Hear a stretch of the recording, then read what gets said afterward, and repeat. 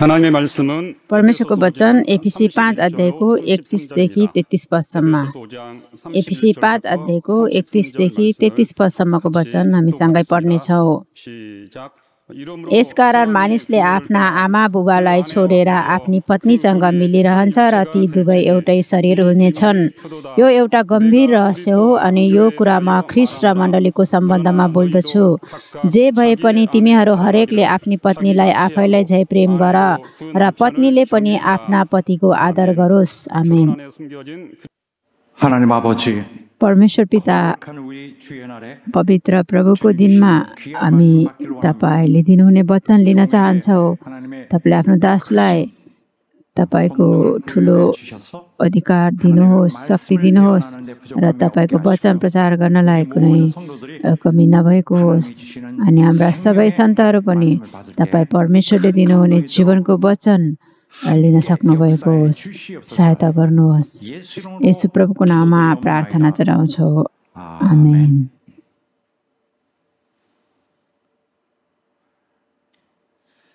그리스도인의 결혼은 हामी क्रिस्चियनहरूको विवाह 하나님의 은혜로운 चाहिँ परमेश्वरको अनुग्रही उद्धारको त्यो सिद्धान्तमा कोरिएको एक तस्बिर हो, चित्र हो। परमेश्वरले क्रिस्चियनहरूको विश्वास विवाहलाई चाहिँ हामीहरूले हाम्रो इच्छा अनुसार व्यवहार गरेको चाहनुहुन्न। अनि यो विवाह भन्ने कुरालाई हामीले हाम्रो इच्छा अनुसार हामीले निर्णय गर्नको निम्ति हाम्रो जिम्मामा दिएको कुरा पनि होइन। विवाह चाहिँ परमेश्वरले मानिसहरूलाई दिनुभएको एक प्रणाली हो। अनि यो चाहिँ कस्तो अर्थमा उहाँले दिनुभएको भन्ने बारेमा ठिक रूपमा बुझ्नु चाहिँ हामी क्रिस्चियनहरूको निम्ति एक महत्त्वपूर्ण कुरा हो। विवाह चाहिँ हामी मानिस जातिलाई परमेश्वरले आशिष र समृद्धि दिनको निम्ति हामीलाई दिनुभएको त्यो एक महत्त्वपूर्ण आधार हो। आशिष र समृद्धिको आधार हो अर्को रूपमा दिनुभएको। अनि अर्को पक्षमा चाहिँ परमेश्वरको ठुलो आत्मिक इच्छामा चाहिँ उहाँले हामीप्रति उहाँको प्रेम र दयाको रहस्य लुकिएको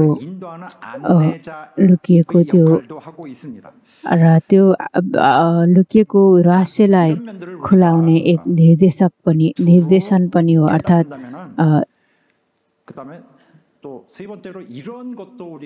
अनि अर्को कुरा हामीले जान्नुपर्ने छ कि यी सबै कुराहरूलाई हेर्दाखेरि हामी क्रिस्चियनहरूको विवाह चाहिँ एक पुरुष र स्त्री चाहिँ भेटेर एक अर्का एक हुने यस प्रकारको बाहिरी रूपमा देखिने कुरा भन्दा पनि त्यहाँ चाहिँ परमेश्वरको आशिष आउने एक माध्यम हो। र यो सत्यतालाई हामीले चाहिँ थाहा पाउन सक्छौँ।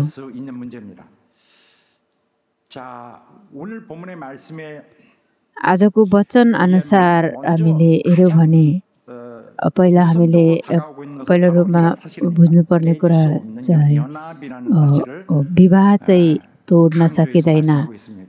विवाह चाहिँ एकता हो, तोड्न नसकिने एकता हो। हामीले उत्पत्तिको आजको वचन 31 पद चाहिँ त्यो उत्पत्ति 2 अध्यायको 24 पदको वचन हो। त्यहाँ चाहिँ आजको वचनमा जस्तै गरी नै लेखेको छ, मानिसले चाहिँ आफ्ना आमा बाबुलाई छोड्छ र आफ्नी पत्नीसँग मिलिरहन्छ र तिनीहरू एउटै शरीर हुन्छन्। यही वचनलाई जस्ताको तस्तै 안 될 정도로 똑같은 말씀입니다. यो एफिसी 5 अध्यायको 31 पदमा लेखिएको छ। 창세기 말씀이 그대로 उत्पत्तिको पुस्तकमा लेखिएको वचनलाई नै दोहोऱ्याएर यसरी 그럼 이건 एफिसीको 뭘 पुस्तकमा 말하는 लेखेको 것인가? छ। यसले चाहिँ के भन्न खोजेको त 말씀 똑같은 말씀이 여기 एउटै 있는가 वचन 하는 यहाँ 것도 दोहोऱ्याइएको छ। 오늘의 우리가 주의해서 봐야 될 문제입니다. 일단 यो विषयमा हामीले चाहिँ 알죠. यहाँ चाहिँ लेखेको छ 부모로부터 떠나는 것입니다. मानिसले चाहिँ आफ्ना आमा बाबुलाई छोड्छ, छोडेर आफ्नी पत्नीसँग मिलिरहन्छ। 하나의 유니티에서 यो छोड्नु भनेको चाहिँ कुनै एक समूहबाट अर्को समूहमा अथवा त्यहाँबाट निस्केर आउनु, त्यसलाई छोडेर आउनु, अथवा आमा बुबासँगको त्यो परिवारबाट निस्केर आएर आफ्नी पत्नीसँग मिलेर एक भएर फेरि अर्को एउटा परिवार बन्नु हो। या मिलिरहन्छ, पत्नीसँग मिलिरहन्छ भनेर भनिएको छ। अनि ती दुवै चाहिँ एउटै शरीर हुनेछन् भनेर एकदमै जोड दिएर भनेको छ। एउटै शरीर बन्नु चाहिँ ती दुवैलाई चाहिँ फेरि अब छुट्याउन नसकिने कुरा भन्ने अर्थ छ। यहाँ चाहिँ एउटा मात्रै सङ्ख्या छ, एक। अब दुईमा बाँड्न मिल्दैन, दुईटामा बाँड्न मिल्दैन, एउटै शरीर बन्छन् भनेको छ। अनि यसलाई चाहिँ बाइबलमा भनिएको चाहिँ साँच्चीकै कहिल्यै पनि बाँड्न नमिल्ने, छुट्याउन नमिल्ने कुरा हो। पुरुष र स्त्री चाहिँ विवाह गरेर बनेको यो एकता चाहिँ दुईजना चाहिँ एकअर्काको जीवनसाथीको रूपमा सँगै एउटै परिवारमा जिउने, यो अर्थभन्दा पनि अझ बढी गहिरो अर्थ, गहिरो उद्देश्य यहाँ छ। त्यो यो एकता भन्ने कुरा, पति र पत्नी बन्ने यो कुरा दम्पतिमा दिने त्यो उत्तरदायित्व चाहिँ एकदमै छ, एकदमै बलियो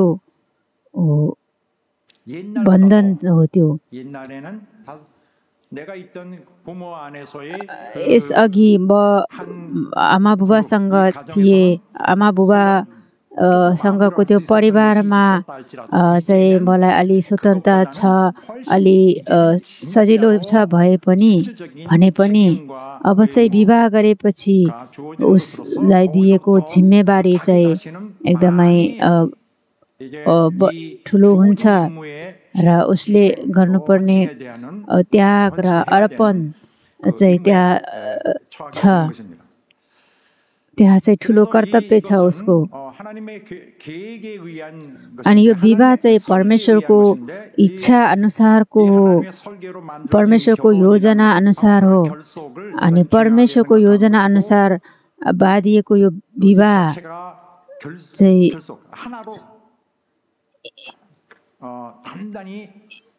दुई चाहिँ एकको रूपमा एकदमै बलियो रूपमा जोडिने यो सम्बन्ध चाहिँ विवाह हो। अनि यसको यो चाहिँ यसमा पहिलो अर्थ चाहिँ तोड्न नमिल्ने कुरा, तोड्न नसकिने कुरा हो। प्रेम भन्ने कुरा छ, प्रेमद्वारा चाहिँ यो चाहिँ कायम हुनुपर्दछ र त्यहाँ चाहिँ यो कुरा कायम हुनको निम्ति चाहिँ पुरुष र स्त्रीमा चाहिँ एकदमै ठुलो उत्तरदायित्व र कर्तव्य छ। एक पुरुष र स्त्री चाहिँ एक अर्कालाई मन पराउने त्यस प्रकारको भावनाद्वारा त्यो वैवाहिक जीवन चाहिँ कायम हुने कुरा होइन, अथवा अर्को कुनै उद्देश्यद्वारा अथवा क्षणिक आवश्यकताद्वारा पनि त्यो विवाह कायम राख्न सक्ने पनि होइन। 그래서 오늘 본문의 말씀에서 우선적으로 그 깊은 연합, त्यहाँ चाहिँ एकदमै गहिरो एकता छ र यो चाहिँ अनि यो चाहिँ सदा सर्वदा अनि सधैँ कुरा कि अर्थात् अन्त्यसम्म जाने कुरा हो। कसैले पनि यसलाई तोड्न मिल्दैन। दुईजना एक शरीर बन्नुमा यस्तो अर्थ छ। 그런데 우리 창세기 말씀에는 이렇게 한 문장 उत्पत्तिको पुस्तकमा यसरी एउटै वाक्यमा लेखिएको छ, तर त्यसभित्र एकदमै धेरै अर्थ समावेश छ। हामी धेरै अर्थ हामी त्यहाँ थाहा पाउन सक्दैनौँ। परमेश्वरले सृष्टिको बेलामा मानिसलाई विवाह भन्ने कुरा दिनुभयो। एकदमै साधारण रूपमा, साधारण स्वरूपमा यो पुरुष र स्त्रीलाई एक तुल्याउने काम त्यो भयो। अनि त्यसपछि मानव जातिले चाहिँ यो पुरुष र स्त्री बिचको एकता अर्थात् यो विवाह भन्ने कुरालाई तिनीहरूले गहिरो रूपमा लिएनन्। यो एकदमै वास्तवमा महत्त्वपूर्ण कुरा हो। त्यहाँ भित्र एकदमै गहिरो रहस्य लुकिएको छ।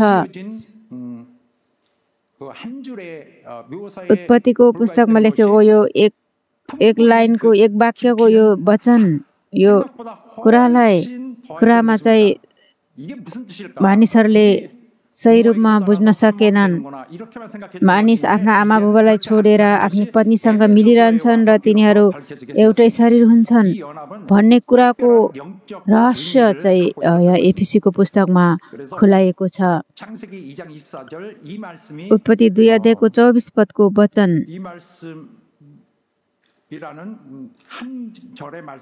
यो एक वाक्यमा लेखिएको यो वचन मा चाहिँ एकदमै ठुलो रहस्य लुकिएको छ र यो चाहिँ एफिसीको पुस्तकमा खोलियो र परमेश्वरले यो प्रकाश दिनुभएको हो। हामी क्रिस्चियनहरूको विवाह चाहिँ कस्तो हुनुपर्दछ र कस्तो हुनुपर्छ भन्ने बारेमा मापदण्ड तोकिएको छ र हामीले चाहिँ अब अझ महत्त्वपूर्ण कुरा हामी बुझ्न सक्छौँ। यो विवाहमा चाहिँ परमेश्वरको योजना लुकाइएको छ भन्ने कुरा, परमेश्वरको उद्धारको योजना, मुक्तिको योजना त्यहाँ लुकिएको छ। प्राचीन कालमा लेखेको वचन हो, तर त्यसमा चाहिँ परमेश्वरले गर्नुहुने कामहरू त्यहाँ लुकिएको थियो। त्यसकारण परमेश्वरको इच्छा चाहिँ उहिलेदेखि नै उहाँको इच्छा चाहिँ कहिल्यै परिवर्तन नभइकन अझसम्म आएको छ। उहाँको इच्छा चाहिँ कहिल्यै परिवर्तन भएन, तर आजसम्म आएको छ। अनि एफिसीको पालामा पनि त्यहाँ पनि त्यसरी परमेश्वरको सत्यलाई प्रकट गरेको छ। परमेश्वरले गर्न चाहनुहुने कुराहरू उहाँले कति कुराको त्याग गर्नुपर्नेछ र उहाँले कस्तो दया र प्रेमद्वारा मानव जातिको उद्धार गर्ने हुनेछ भन्ने कुराहरू त्यो उत्पत्तिको पुस्तकको वचनमा लुकिएको थियो। अनि त्यो चाहिँ मानव जातिको इतिहासमा पुरा भयो।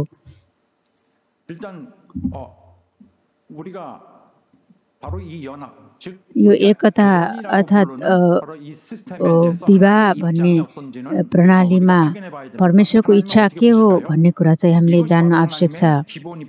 परमेश्वरको आधारभूत इच्छा चाहिँ त्यो हो कि उहाँले विवाहलाई चाहिँ मन पराउनुहुन्छ, तर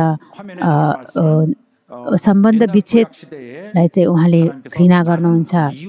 हामीले मलाकीको पुस्तकमा हेऱ्यौँ भने विवाह विच्छेदलाई मलाकी 2 अध्यायको 16 पदमा विवाह सम्बन्ध विच्छेदको कुरालाई म घृणा गर्दछु। परमप्रभु इस्राएलका परमेश्वर भन्नुहुन्छ।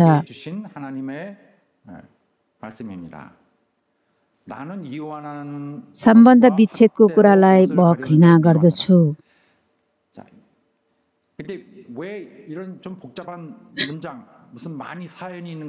यहाँ चाहिँ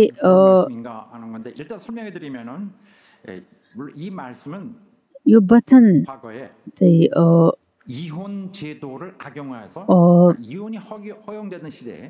त्यो विवाह विच्छेदको त्यो प्रणालीलाई दुरुपयोग गरेर महिलाहरूमाथि अत्याचार गर्ने त्यो यहुदीहरूको समाजमा रहेको त्यो दुष्ट कामकोलाई परमेश्वरले हकारेर यसो भन्नुभएको हो।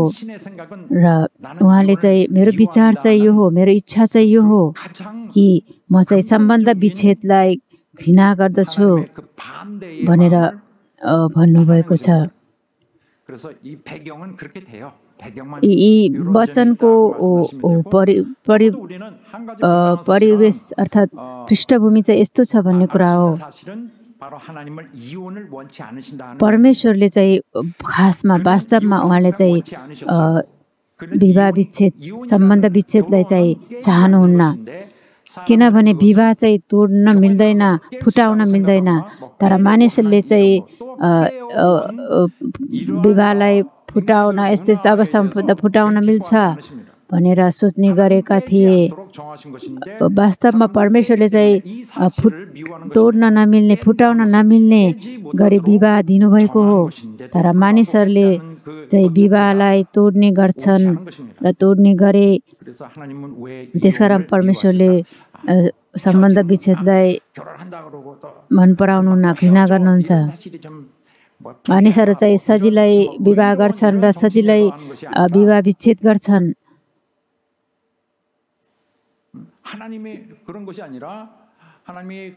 परमेश्वरले विवाह विच्छेदलाई घृणा गर्नुको कुरा चाहिँ विवाह गर्नुको कारण चाहिँ उहाँले विवाह चाहिँ मानिस जातिको निम्ति आशिष र समृद्धिको निम्ति दिनुभएको माध्यम भएको कारणले हो। अनि मानिसहरूले चाहिँ विवाहको मूल्य र महत्त्वलाई बुझ्न सकेनन्, राम्रोसँग हेरेनन् र आफ्नो व्यक्तिगत भावनाद्वारा त्यो विवाहको निर्णय गर्ने र विवाहलाई तोड्ने निर्णय गर्ने गरेको कारणले आजको दिनमा पनि हामी देख्न सक्छौँ अरूले बिहा गर्यो भन्दैमा भनेर म पनि बिहा गर्ने अथवा समाजको प्रवृत्ति अनुसार विवाह गर्ने गर्छन्। अनि विवाहबाट मैले यो पाउँछु, विवाह गरेर यो पाउँछु, त्यो पाउँछु भन्ने हिसाबले पनि विवाह गर्छन् र अनि यसको फलस्वरूप सम्बन्ध विच्छेदका कुराहरू पनि धेरै देखिने गर्छन्। अनि कति मानिसहरू चाहिँ आफ्नो मन भावनामा एकदमै आकर्षित भएर अथवा उसको मनमा एक्लोपनाको महसुस भएर पनि विवाह गर्ने गर्छन्।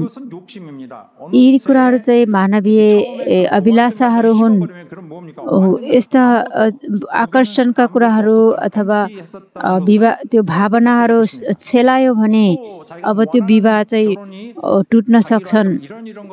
अनि उसले मैले यो विवाह गर्यो भने यो कुराहरू पुरा हुन्छ, यो कुराहरू पाउन सक्छु भन्ने इच्छाले आशाले विवाह गरेको हुन्छ। तर ती कुराहरू पुरा भएन, ती कुराहरू पाउन सकेन भने विवाहलाई तोड्ने गर्छन्।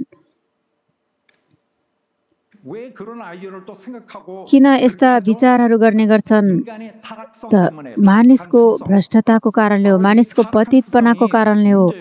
यो पतितपना नै ठुलो समस्या हो र परमेश्वरले घृणा गर्नुहुने कुरा हो। मानव जातिको इतिहासमा हामीले हेऱ्यौँ भने मानिसको भ्रष्टता र पतितपनाको कारण समाजमा धेरै दुष्ट कुराहरू र नराम्रो संस्कृतिहरू विकास भएको हामी देख्न सक्छौँ। 우리 주제와 관련하여서 보면은 आजको वचनसँग 그리고 인권은 सम्बन्धित कुरा हामीले हेऱ्यौँ भने 이런 인간의 그 महिला 잘못된 अधिकार 그 र 습성으로 महिलाको 인해서 계속 보존되어 왔고 짓밟아 와왔습니다. महिलाको सबै अधिकारहरू चाहिँ अहिलेसम्म एकदमै कुल्चिँदै आएको छ। हामीले इतिहासमा हेऱ्यौँ भने सबै समाजहरू चाहिँ पुरुष केन्द्रित समाजहरू, पुरुष श्रेष्ठतावाद समाजहरू थिए। इतिहासको सबै कालमा, सबै युगहरूमा चाहिँ ती कुराहरू थिए, तर अहिले आएर चाहिँ ती कुराहरूमा धेरै परिवर्तन हुँदै आएको छ। अहिलेसम्म विवाह भन्ने कुरा चाहिँ आशिषको माध्यम हुनुपर्ने हो, तर मानिसको त्यो पतित अभिलाषा को द्वारा दुरुपयोग भएर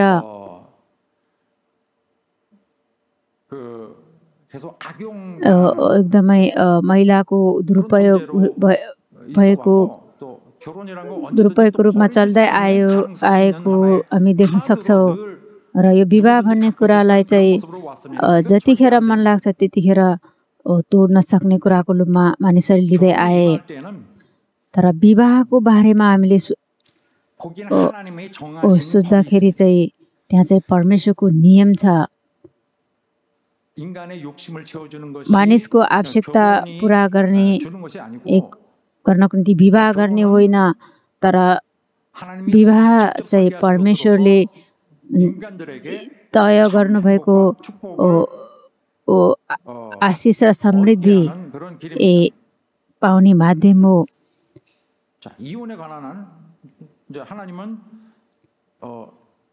यो विवाह विच्छेद, सम्बन्ध विच्छेदलाई परमेश्वरले घृणा गर्नुहुन्छ भन्ने परमेश्वरको इच्छा हामीले हेऱ्यौँ। तर अचम्मको कुरा बाइबलमा पनि परमेश्वरले विवाह विच्छेद, सम्बन्ध विच्छेदलाई स्वीकृति दिनुभएको कुराहरू हामी देख्न सक्छौँ। विशेष अवस्थाहरूमा चाहिँ विवाह विच्छेदलाई परमेश्वरले अनुमति दिनुभएको कुरा हामी देख्न सक्छौँ। अनि विवाह विच्छेद गर्दाखेरि गरेको कुराहरूलाई पनि परमेश्वरले क्षमा दिनुभएको हामी देख्न सक्छौँ। तर यसो भन्दैमा उहाँले विवाह विच्छेदलाई, सम्बन्ध विच्छेदलाई उहाँले सही रूपमा लिनुहुन्छ अथवा असल रूपमा लिनुहुन्छ भन्ने कुरा चाहिँ कदापि होइन। विवाह विच्छेदलाई उहाँले क्षमा दिनु अथवा विवाह विच्छेदलाई अनुमति दिनुमा चाहिँ उहाँले त्यसलाई राम्रो सही मान्नुभएको होइन। तर अरू पापहरू जस्तै, अरू पापहरूलाई परमेश्वरले क्षमा दिनुभए जस्तै उहाँले सम्बन्ध विच्छेदको पापहरूलाई पनि उहाँले क्षमा दिनुभएको हो। त्यसकारण जो कोही पनि हामीले चाहिँ विवाह विच्छेद गर्न मिल्छ भनेर भन्न मिल्दैन। बाइबल अनुसार चाहिँ नमिल्ने कुरा हो। अनि कतिसम्म हो भने आफ्नो दम्पतिले, आफ्नो पति कि पत्नीले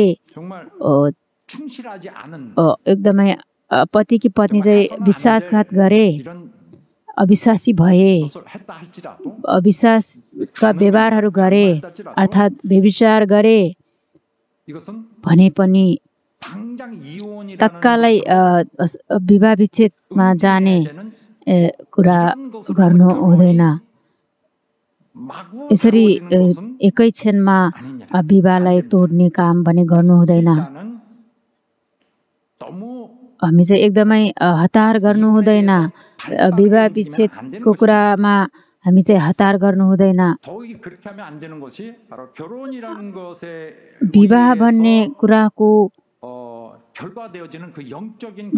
विवाहबाट आउने त्यो र विवाह विच्छेदबाट आउने आत्मिक कुराहरू चाहिँ डरलाग्दो हुन्छ। विवाह चाहिँ आत्मिक कुरा हो। आउँदो दिनहरूमा म चाहिँ कस्तो आत्मिक जीवन जिउने कुराको त्यो स्वरूप हो, त्यो आधार हो, तर त्यसलाई हामीले तोड्ने विषयमा चाहिँ हामी एकदमै गम्भीर हुनुपर्दछ।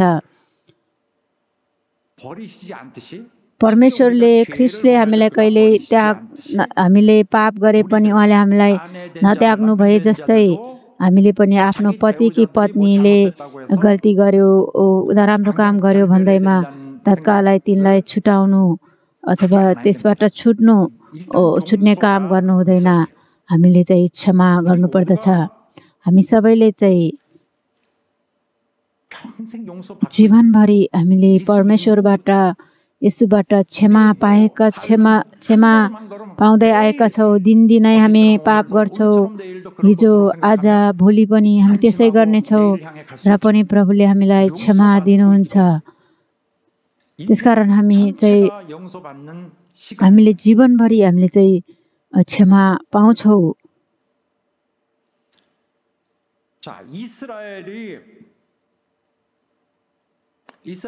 इस्राएलीहरूलाई परमेश्वरले सम्बन्ध विच्छेदको अनुमति दिनुभएको केसहरू छन्।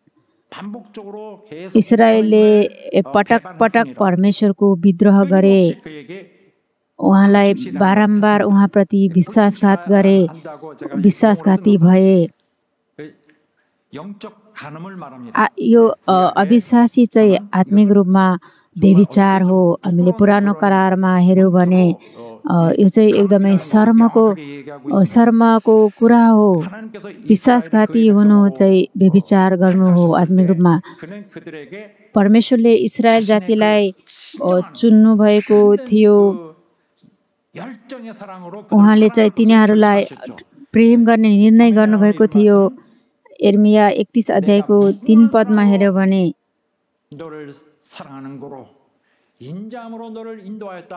परमप्रभु विगत समयमा हामी कहाँ यसो भन्दै देखा पर्नुभयो, सधैँभरि रहने प्रेमले मैले तँलाई प्रेम गरेको छु, मैले तँलाई दया गरी खिचेको छु। तर परमेश्वरको प्रेमप्रति आत्मिक रूपमा एकदमै व्यभिचार गर्दै आए र परमेश्वरले तिनीहरूलाई चेतावनी दिँदै तिनीहरूलाई परमेश्वरले तिनीहरूलाई चेतावनी दिए, तर पनि पटक पटक तिनीहरूले परमेश्वरप्रति विश्वासघाती भए र अन्त्यमा परमेश्वरले इस्राएललाई विवाह विच्छेदको घोषणा गर्नुभयो। यिर्मया 3 अध्यायको 8 पदमा त्यस अविश्वासी इस्राएलका सबै व्यभिचारको कारण मैले त्यसलाई त्यागपत्र दिएर निकालिदिए भनेको छ। इस्राएलका सबै व्यभिचारको कारण मैले त्यसलाई त्यागपत्र दिएर निकालिदिए। इस्राएल र यहुदाले समेत परमेश्वरको विश्वासघात गरे।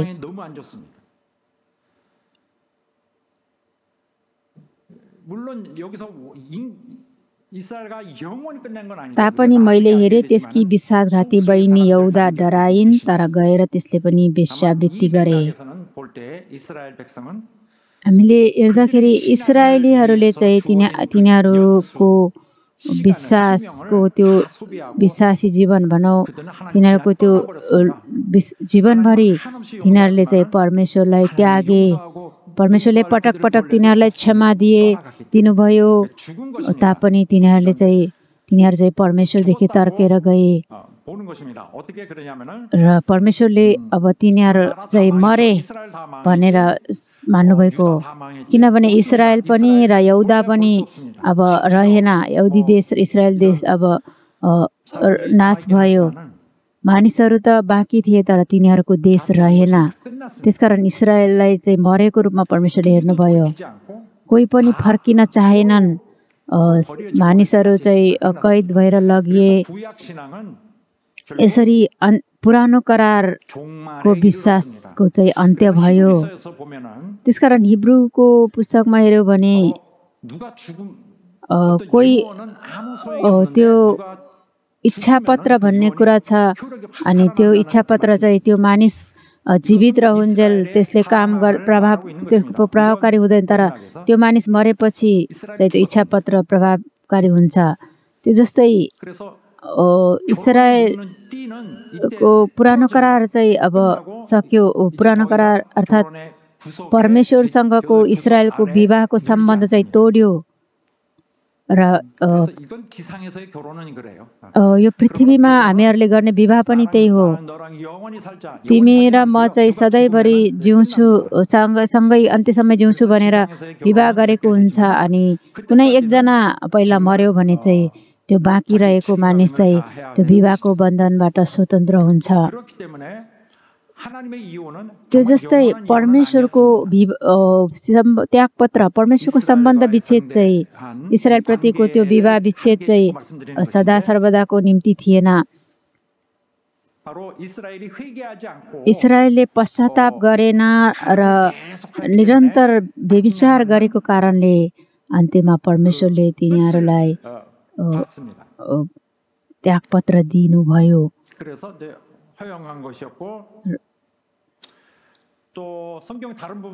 हामीले पहिलो कोरिन्थी 7 अध्यायको 15 पदमा हेर्यौँ भने एक विश्वास नगर्ने छुट्टिन्छ भने छुट्टियोस्। यस्तो अवस्थामा त्यो ख्रीष्टमा विश्वास गर्ने पति अथवा पत्नी कुनै बन्धनमा रहने छैन। त्यो अविश्वासी पति कि पत्नी चाहिँ छुट्न खोज्छ भने छुट्टिन देऊ भनेर पनि भनिएको छ। यसरी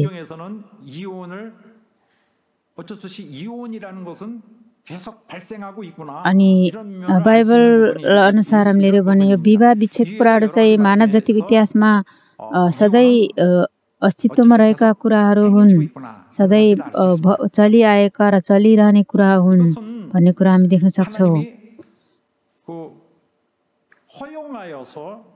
अनि कति विवाह विच्छेदहरू छन् यसरी, तर परमेश्वरले यी कुराहरू चाहिँ अनुमति दिनुहुन्न। मानिसलाई विवाह गरेको पति कि पत्नीको यो सम्बन्धलाई छुट्याउने कुरा चाहिँ मृत्युले मात्रै हो, तर मानिसहरूले छुट्याएको कुरालाई चाहिँ परमेश्वरले अनुमति दिनुहुन्न। उहाँको इच्छा अनुसार चाहिँ विवाह चाहिँ कहिल्यै तोड्न मिल्दैन। त्यो जस्तै ख्रीष्ट र मण्डलीको सम्बन्ध पनि त्यस्तै नै हो। ख्रीष्ट चाहिँ मण्डलीसँग एक हुनुहुन्छ, तर कति मानिसहरू चाहिँ सोच्ने गर्छन् कि मण्डलीलाई ख्रीष्टबाट छुट्याउने कुराहरू गर्ने गर्छन्। हामीहरूको विवाहको सम्बन्धहरूमा हामीले यसरी विवाहलाई तोड्ने अथवा छुट्याउने कुराहरू अस्तित्वमा रहेको कारणले यो ख्रीष्ट र मण्डलीको पनि वैवाहिक सम्बन्ध जस्तै नै हो। ख्रीष्ट र मण्डलीको बिचको एकतामा पनि फाटो ल्याउन खोज्ने मानिसहरू छन्, तर हामीले बुझ्नुपर्ने कुरा चाहिँ ख्रीष्टले चाहिँ मण्डलीलाई कहिले त्याग्नुहुन्न भन्ने कुरा। हामी ख्रीष्टसँग एक भएका छौँ भने यो चाहिँ हाम्रो निम्ति कति खुसीको कुरा हो।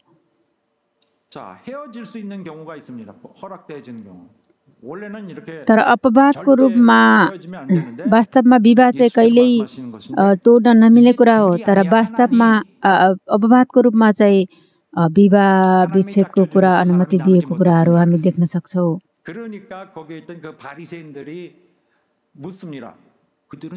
पति 19 अध्यायमा हेऱ्यो भने फरिसीहरूले येशूलाई सोध्दछ,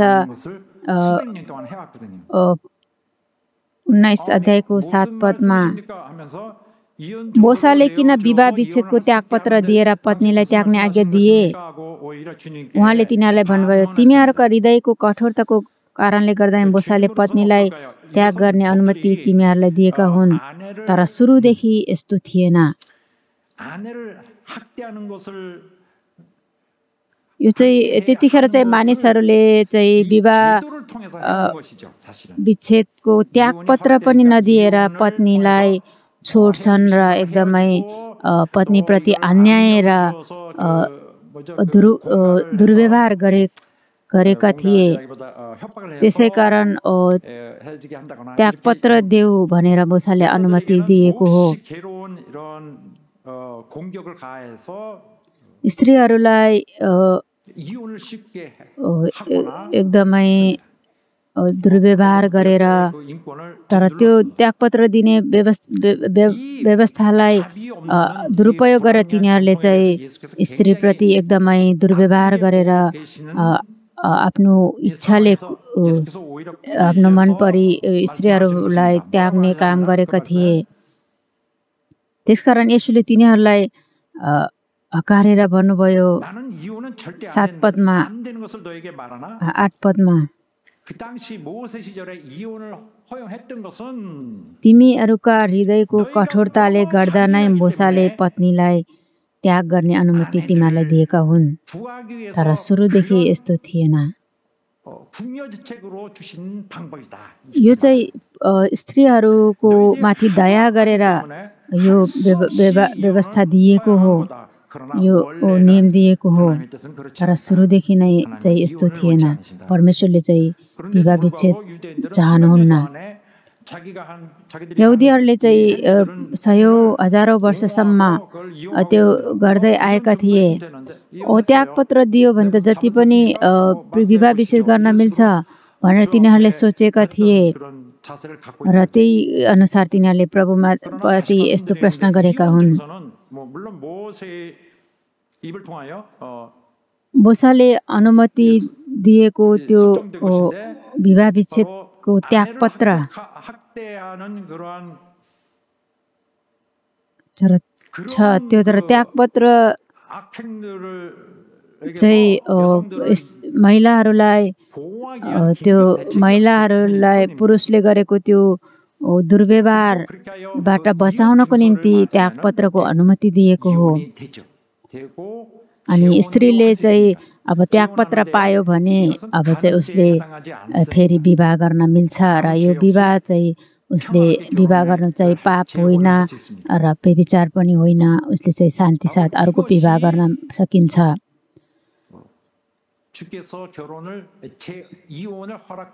प्रभुले पनि कोही मर्यो, पति कि पत्नी मध्ये एकजना मर्यो भने पनि त्यो पनि एक प्रकारको विवाह विच्छेद हो। अनि अर्को चाहिँ महिलाप्रति भएको दुर्व्यवहारको कारण महिलाहरूमाथि दया र करुणा देखाएर यसरी विवाह विच्छेदको अनुमति दिएको कारणहरू पनि छन्। तर हामीले चाहिँ आफ्नो पति कि पत्नीले गल्ती गर्यो भनेर त्यसलाई त्याग गर्ने चाहिँ सही कुरा होइन। हामीले यो कुरा चाहिँ होसेको पुस्तकबाट हामी देख्न सक्छौँ। होसेको पुस्तकमा परमेश्वरले होसेलाई अगमवक्ताको रूपमा चलाउनु भएको थियो। अनि तिनलाई उहाँले भन्नुहुन्छ, तिमी चाहिँ फलाना व्यभिचारी वेश्यालाई सँग विवाह गर र तिनीबाट त्यसकारण होसेले चाहिँ गोमेर भन्ने केटीलाई स्त्रीलाई विवाह गर्दछ। तर पछि ती गोमेर चाहिँ पटक पटक आफ्नो पतिलाई छोडेर वेश्यावृत्ति गर्दै हिँड्छन्। अनि यो चाहिँ एकदमै धेरै गहिरो रूपमा गए। तिनले चाहिँ दिन रात नभनी वेश्यावृत्तिमा लागे। तिनले चाहिँ अन्त्यमा तिनले चाहिँ पछि त तिनी चाहिँ पैसा लिएर त्यो व्यवहार गर्ने वेश्यावृत्ति गर्नेसम्म पुगे। होसेले चाहिँ आफ्नो पतिको भूमिका कर्तव्य सबै पुरा गरेका थिए, सबै आवश्यकताहरू प्रदान गरेका थिए। तर आफ्नो पतिले दिएको कुराहरूलाई आफ्नो त्यो व्यभिचार गर्ने पुरुषहरूबाट पाएको कुरा भनेर पनि यसरी झुट बोल्नेसम्म पुगे। ती मानसिक रूपमा पनि तिनी एकदमै पतित भएका थिए। तर यस्ता पत्नीप्रति चाहिँ होसेले के गर्नु पर्यो त? परमेश्वरले तिनलाई आज्ञा गर्नुभएको थियो, तापनि तिनलाई प्रेम गर। तिम्री पत्नी गोमेरलाई निरन्तर प्रेम गर र तिनलाई क्षमा देऊ भनेर परमेश्वरले तिनलाई आज्ञा दिनुभएको थियो। त्यसकारण जति जति ती गोमेरले पाप गरे पनि तिनले चाहिँ पटक पटक होसेले चाहिँ तिनलाई क्षमा दिनु परेको थियो। अनि यो कुरा चाहिँ तिनको निम्ति एकदमै गाह्रो थियो। तिनमा आएका ती घटनाहरू, ती व्यवहारहरू, ती चोटहरू सबैलाई सहेर तिनले चाहिँ ती पत्नीलाई प्रेम गर्नुपर्ने र क्षमा गर्नुपर्ने थियो। आफ्नो त्यो अवस्था, दयनीय अवस्था, सङ्कटपूर्ण अवस्था, आफ्नो त्यो चोटपूर्ण जीवनलाई हेरेर चाहिँ होसेले परमेश्वरको मनलाई बुझ्न सके। यी विश्वासघाती पत्नी बनेका, परमेश्वरको पत्नी बनेका इस्राएल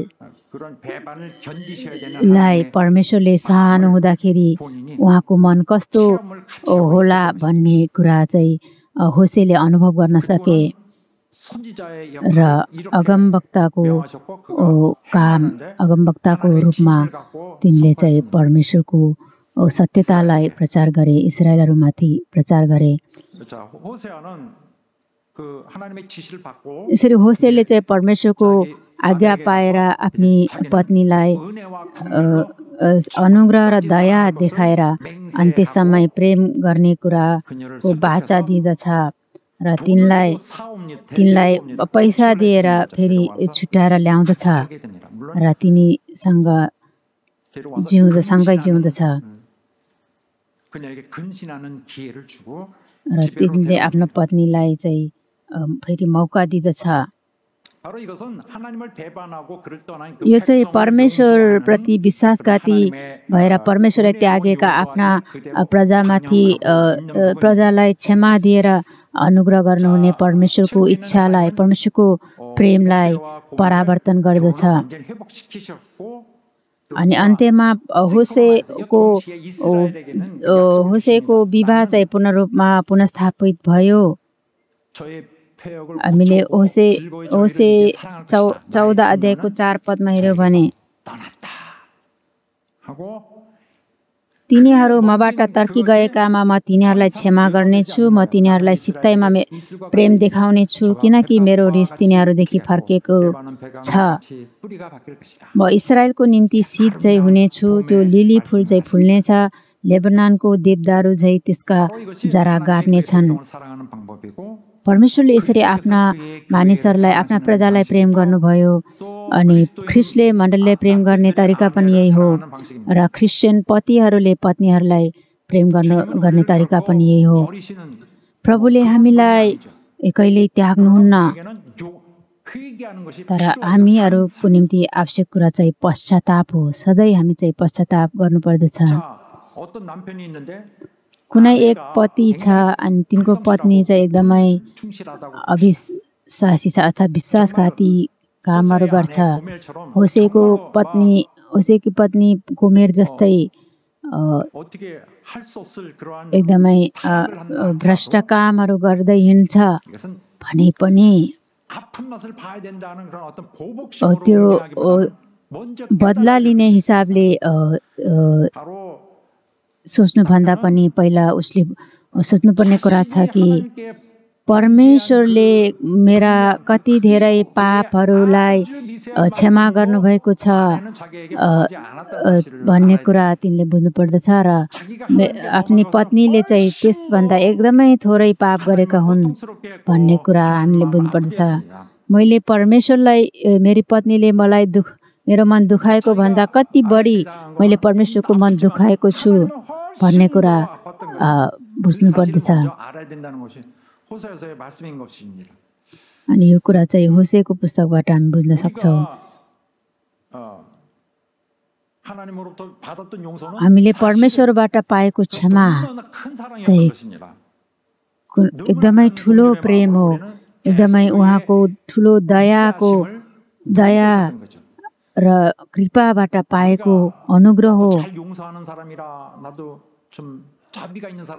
दयालु मानिस हो, हामी सधैँ क्षमा दिने हामी चाहिँ उदार मानिस हो भने पनि परमेश्वरले जति हामी गर्न सक्दैनौँ। उहाँले हामीलाई कति धेरै सहनु भएको छ। अनि यो नै परमेश्वरको लुकिएको रहस्य हो। यो रहस्य चाहिँ लुकिएको थियो। आजको वचन 32 पदमा यसरी लेखेको छ, यो एउटा गम्भीर रहस्य हो। अनि यो कुरा म ख्रिस्ट र मण्डलीको सम्बन्धमा बोल्दछु। पावलले भन्छ 32 पदमा, एफिसी 5:32 मा, यो एउटा गम्भीर रहस्य हो। यो रहस्यको बारेमा हामीले एफिसी 3 अध्यायमा पनि हेरेका छौँ। येशू ख्रिस्टको उद्धारद्वारा यसअघि मानिसहरूले यसअघि यहुदीहरूसँग व्यवहार पनि गर्न नसक्ने अन्य जातिहरू चाहिँ ख्रिस्टमा विश्वास गरेको कारणले यहुदीहरूसँग एक भए। एक नयाँ सृष्टिको रूपमा, एक नयाँ मानिसको रूपमा नयाँ गरी जन्मेर यहुदीहरू होस् अथवा अन्य जाति होस्, सबै चाहिँ एक भए। एफिसी 3 अध्यायको 3 पद, 4 पद र 9 पद।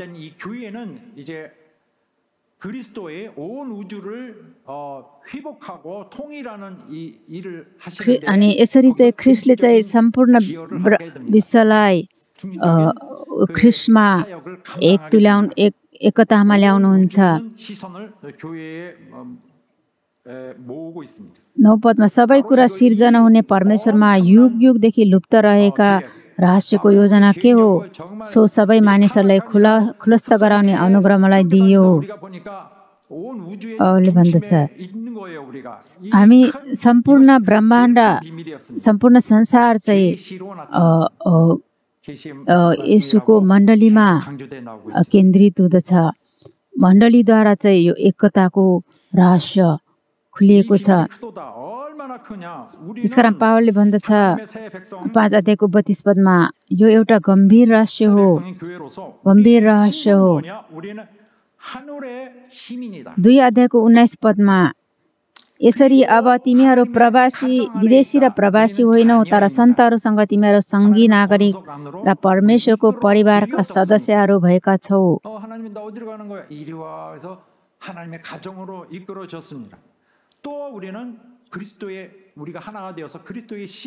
प्रकाश 21 अध्यायको 9 पदमा, हामी चाहिँ ख्रिस्टका दुलैहरू हौ।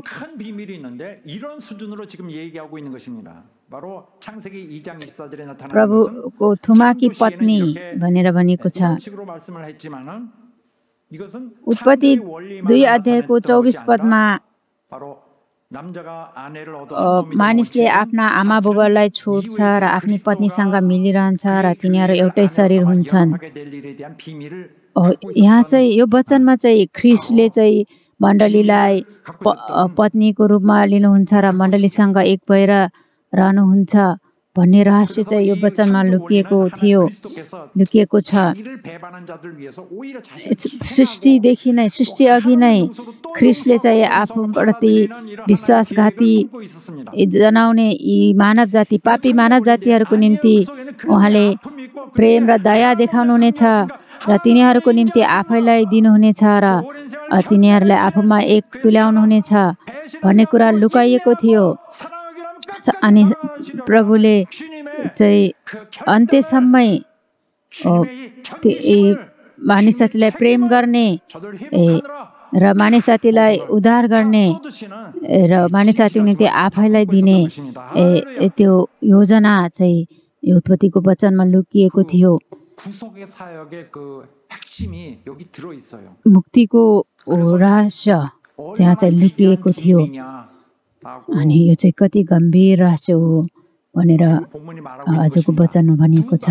이 세상의 사람들이 어찌 कसले चाहिँ यो गम्भीर रहस्यलाई जान्न सक्छ? 구약 성도들도 모르고 पुरानो 있었던 करारका 사실이다. विश्वासीहरूले पनि थाहा पाउन सकेनन्, यो रहस्यलाई बुझ्न सकेनन्। 예수 골고다 येशूले 십자가 사건 이후에야 गलगथामा क्रुसमा चढ्नुभयो र त्यो घटनापछि मात्रै यो लुकिएको परमेश्वरको योजना चाहिँ वास्तविक रूपमा प्रकट भयो। 이 비밀은 यो रहस्य 그래서 이 그리스도와 ख्रिस र उहाँको मण्डलीको एकता मिलाप मात्रै होइन, हामी विश्वासीहरूको विवाहमा पनि यो कुरा लुकिएको छ। त्यसकारण हामीले बुझ्नु पर्दछ कि हामी क्रिस्चियनहरूले विवाह गर्यौँ भने, विवाह गरेको छ भने त्यो मानिस चाहिँ ख्रिस्टको अनन्तको प्रेम लाई अनुभव गरेको हो। यस संसारको विवाह जस्तो हाम्रो विवाह हुनु हुँदैन। ख्रिस्टको दुखाइ, ख्रिस्टको दया र ख्रिस्टको धैर्यता, धैर्य धारण, सहनशीलता र ख्रिस्टको प्रेमलाई चाहिँ उहाँसँगै हामीले अनुभव गरिराखेका हुन्छौँ। ख्रिस्टले भोग्नुभएको दुःखको जति हामीले त्यतिको दुःख त होइन, तर पनि उहाँसँगै आत्मिक रूपमा हामी परमेश्वरको त्यो योजनामा हामी समावेश हुन्छौँ।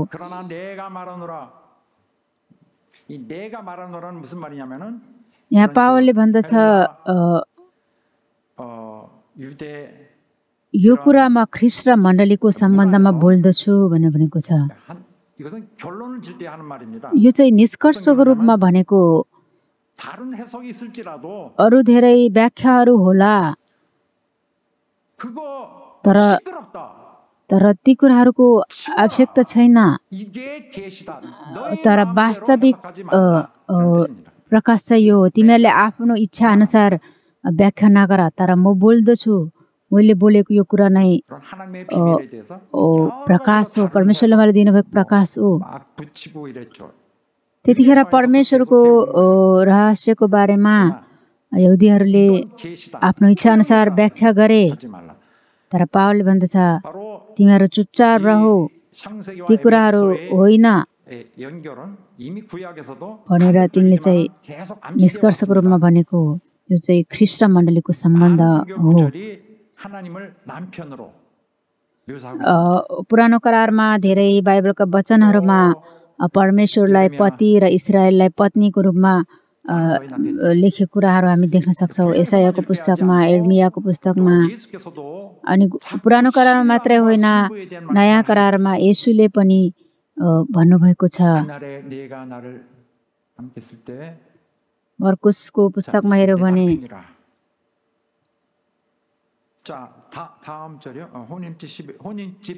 मर्कुस 2 अध्यायको 19 पदमा येशूले यसो भन्नुभयो, के दुलहा तिनीहरूको साथमा रहउन्जेल जन्तीहरू उपवास बस्छन् र? जहिलेसम्म दुलहा तिनीहरूका साथमा हुन्छन् तिनीहरू उपवास बस्दैनन्। यहाँ चाहिँ येशूले आफ्नै विषयमा भन्नुभएको हो। उहाँ चाहिँ दुलहा हुनुहुन्छ। ख्रिस्ट र मण्डलीको मिलाप, एकता चाहिँ धेरै अघिदेखि नै योजना गरेको कुरा हो।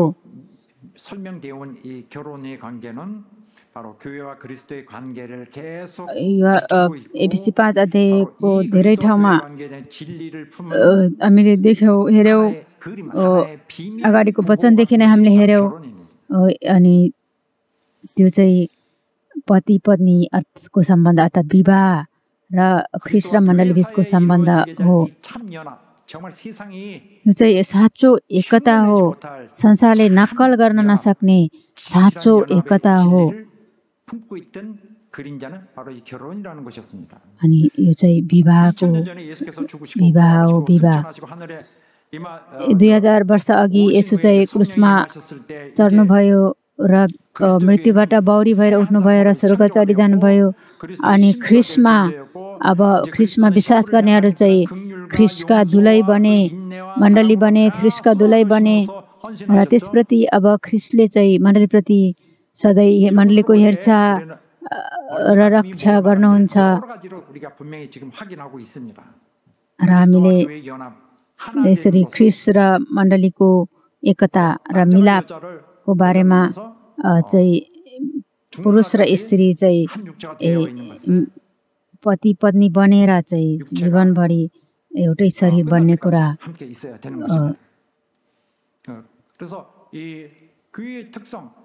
त्यसकारण मण्डलीको विशेषता चाहिँ पतिहरू चाहिँ ख्रिस्टले आफ्नो मण्डलीलाई गर्नुहुने त्यो कुरा पालन पोषण गर्ने, शुद्ध पार्ने, रक्षा गर्ने, यी विशेषताहरू ख्रिस्टले मण्डलीप्रति गर्ने कुराहरू चाहिँ पतिहरूले पत्नीप्रति गर्नुपर्दछ। अनि मण्डलीले ख्रिस्टप्रति जस्तो श्रद्धा राख्दछ, पत्नीहरूले पनि आफ्नो पतिप्रति त्यस्तो श्रद्धा राख्नुपर्दछ। ख्रिस्ट र मण्डलीको सम्बन्ध जति बलियो छ, जस्तो छ त्यस्तै पति र पत्नी बीचको सम्बन्ध पनि हो। 33 पदमा यसरी निष्कर्षको रूपमा पावलले भन्दछ, जे भए पनि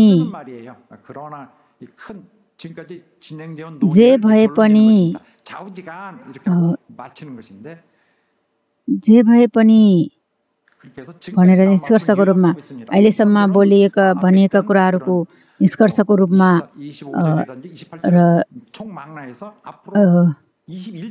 सारांशको रूपमा पावलले भन्दछ, जे भए पनि तिमीहरू हरेकले आफ्नी पत्नीलाई आफैलाई चाहिँ प्रेम गर र पत्नीले पनि आफ्ना पतिको आदर गरोस्।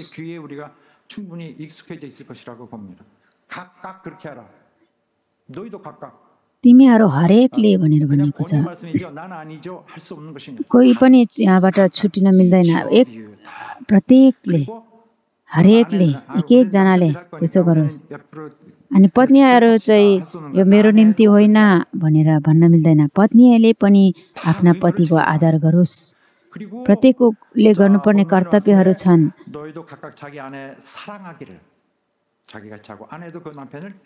तिमीहरू हरेकले आफ्नी पत्नीलाई आफैलाई चाहिँ प्रेम गर र आफ्नी पत्नीले पनि आफ्नो पतिको आदर गरोस्। पतिको आदर गर्ने कुरालाई चाहिँ कति भाषामा चाहिँ पतिको भय मान भन्ने शब्द चलाएको छ। भय मान चाहिँ पतिदेखि थरथर काम नपर्छ भनेको होइन, तर पतिको आदर गर्नुपर्ने कुरा हो। पतिको 21 पदमा ख्रिस्टको श्रद्धामा एकअर्काको अधीनमा बस। हामी मण्डली चाहिँ ख्रिस्टको श्रद्धामा रहनुपर्ने जस्तै उहाँको अनुग्रहप्रति एकदमै धन्यवादी भएर उहाँको भयमा बस्ने अथवा उहाँको श्रद्धा गर्ने, उहाँको अधीनमा बस्ने कुरा जस्तै पत्नी पनि पतिप्रति त्यस्तो व्यवहार गर्नुपर्दछ। हालेलुया। त्यसकारण विवाह र विवाह विच्छेदको कुरा चाहिँ हाम्रो इच्छा अनुसार हामीलाई मन लागे अनुसार गर्ने कुरा होइन। ख्रिस्टले हामीप्रति सहनुहुन्छ, हामीप्रति प्रेम गर्नुहुन्छ, दया गर्नुहुन्छ र हामीसँगै जिउनुहुन्छ। यो जस्तो अनन्तको सम्बन्ध छ। यो रहस्य चाहिँ हामीहरूको विवाहमा पनि समावेश छ भन्ने कुरा हामी नबिर्सौँ। आफ्नो एकअर्काप्रति दया गर्ने र एकअर्काप्रति प्रेम गर्ने र एकअर्का क्षमा गर्ने हामीहरू हुन सकौँ। हालेलुया। हामी प्रार्थना गर्नेछौँ, परमेश्वर प्रभु तपाईँले हामीलाई मण्डलीतिर ल्याउनु भएको छ र हामी मण्डलीलाई र मेरो आत्मालाई तपाईँले सहनुहुन्छ, प्रेम गर्नुहुन्छ र तपाईँले यसो गर्नुभएको निम्ति धन्यवाद दिन्छु।